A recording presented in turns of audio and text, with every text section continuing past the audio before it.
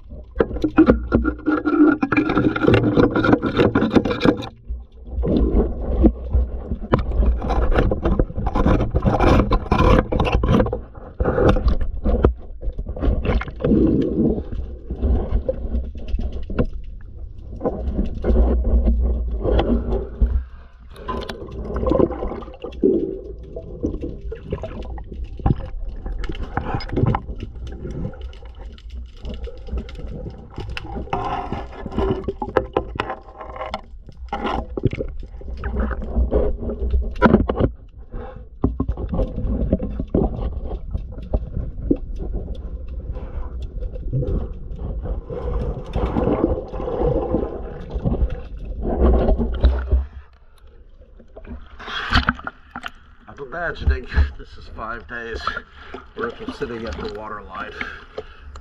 So far everything looks pretty good. I'm going to keep touching up though.